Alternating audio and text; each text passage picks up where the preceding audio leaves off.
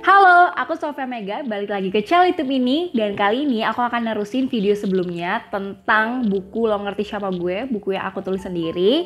Buku ini kemarin aku udah mempersilahkan teman-teman buat nanya di Instagram apapun tentang buku ini. Dan udah ada nih pertanyaannya sekitar 17 dan aku akan jawabin satu persatu. Jawaban singkat aja kali ya. Nah, pertama ada dari Dis Irawan. Assalamualaikum Kak. Waalaikumsalam.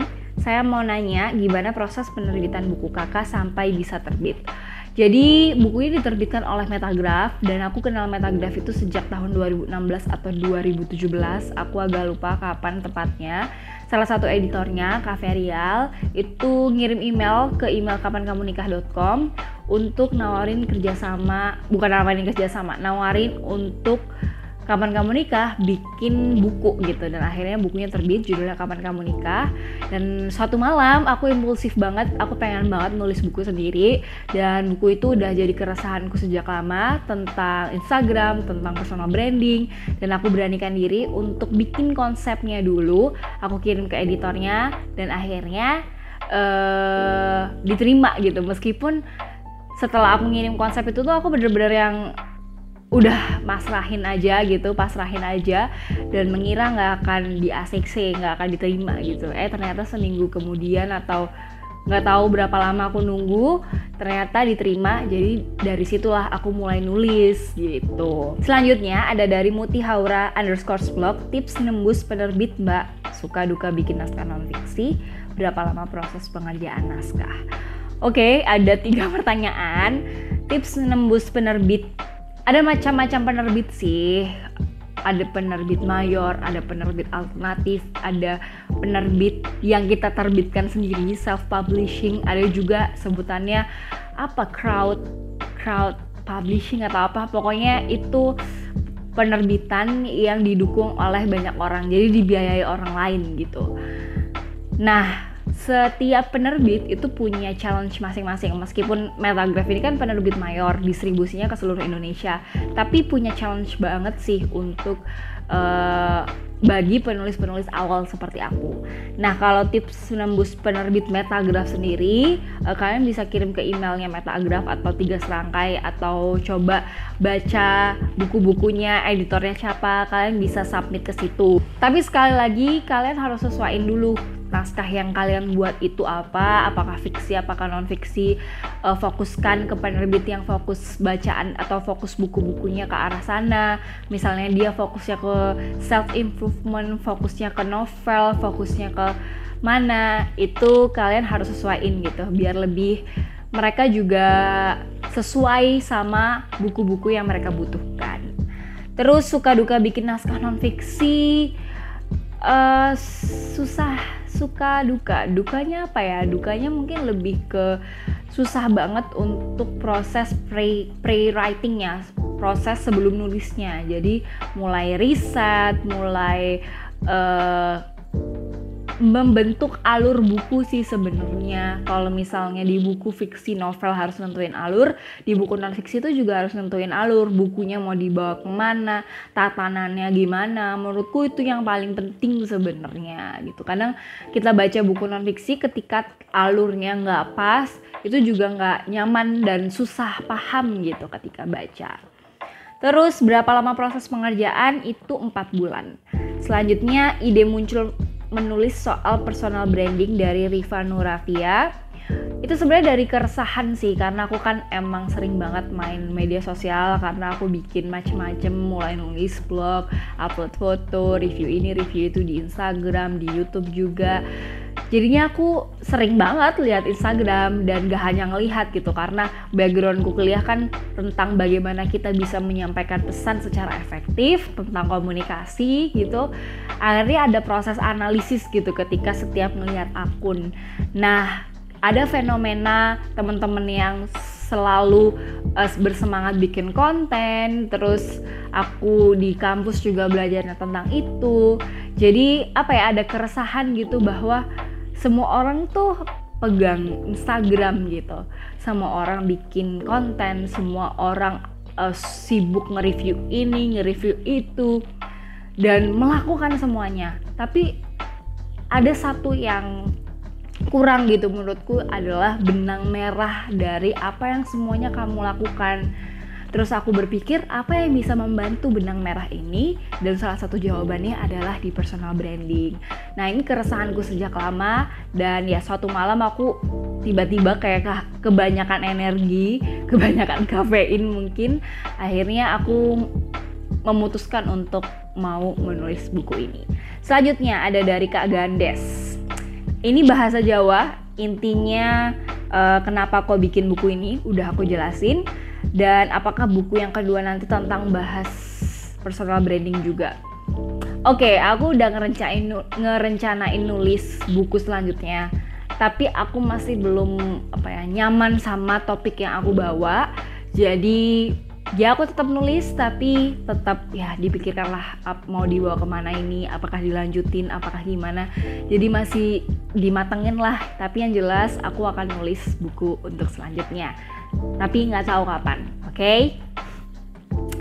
Selanjutnya ada dari Uwi Puspita. Bagaimana kakak bisa nulis tentang personal brand, risetkah?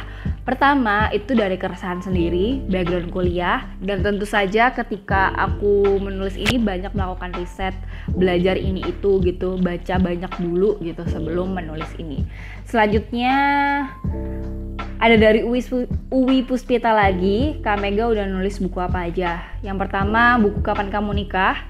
Yang kedua, buku Lo Ngerti Siapa Gue Ini. Dan yang ketiga yang mau rilis mungkin 3 bulan ke depan lah, buku dari Kapan Kamu Nikah juga. Aku salah satu penulisnya juga. Judulnya Sepotong Kisah Keluarga. Tungguin. Selanjutnya ada dari Radira. Apa ada sambatan hati ketika berproses membuat buku ini?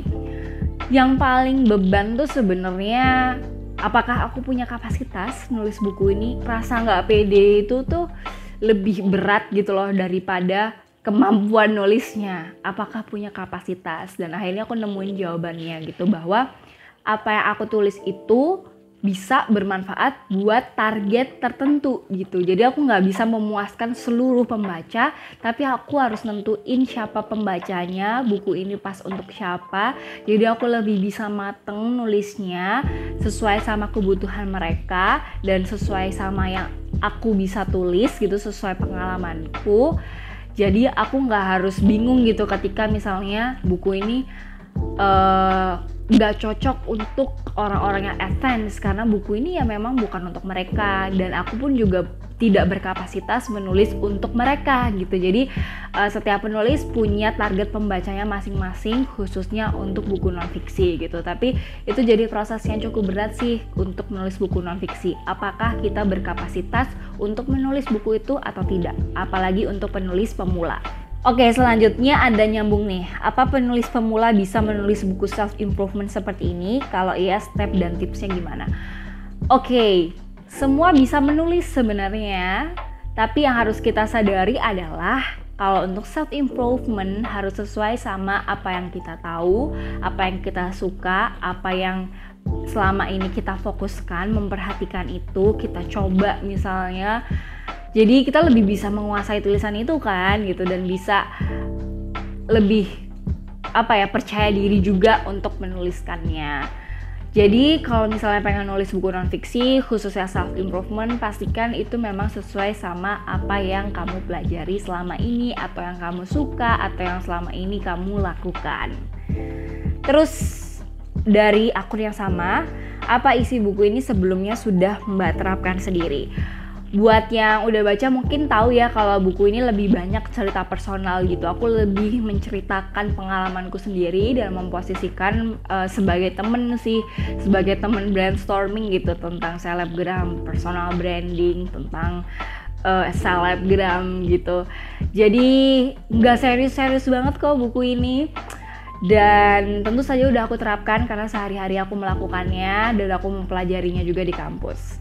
Terus ada dari Nenayu, tujuan nulis buku ini apa? Untuk menyampaikan keresahanku tadi soal kenapa sih semua orang bikin akun Instagram tapi dia lupa benang merahnya apa. Terus dari Iza Dawi, itu kamu yang ngajuin naskah apa kamu dihubungin penerbit terus diminta nulis? Tadi udah aku jelasin juga sebelumnya Metagraph yang email aku. Terus karena impulsif aku coba nawarin bukuku sendiri, ternyata diterima, jadi aku tulis. Selanjutnya dari Istifaris 13, isi buku tentang apa sih Mbak? Terus kenapa aku harus beli? Buku ini tentang personal branding, gimana kamu bisa memanfaatkan media sosial tanpa harus jadi selebgram dengan punya personal branding yang kuat. Dan apakah kamu harus membeli buku ini atau tidak, itu tergantung kebutuhan kamu. Jadi kamu kira-kira butuh gak sih buat pakai Instagram ini dengan maksimal? Apakah kamu merasa selama ini pakai Instagram gak dapet keuntungan apa-apa? Mungkin kamu butuh buku ini. Tapi kalau kamu cuek sama Instagram, gak butuh sama pengertian personal branding, berarti ya kamu gak perlu buku ini. Jadi pastikan itu semua bergantung dari kebutuhanmu sendiri. Selanjutnya dari Kak Ayom, aku lebih penasaran gimana Mega bisa dapat ide cerita yang ditulis. Oke, udah aku jawab juga, itu dari keresahanku selama ini pakai Instagram. Selanjutnya dari, ini terakhir, pertanyaan terakhir, Amin Hanifah. Latar belakang nulis buku ini apa sih Mbak? Udah dijawab. Dan mulai kapan tercetus bikin buku ini?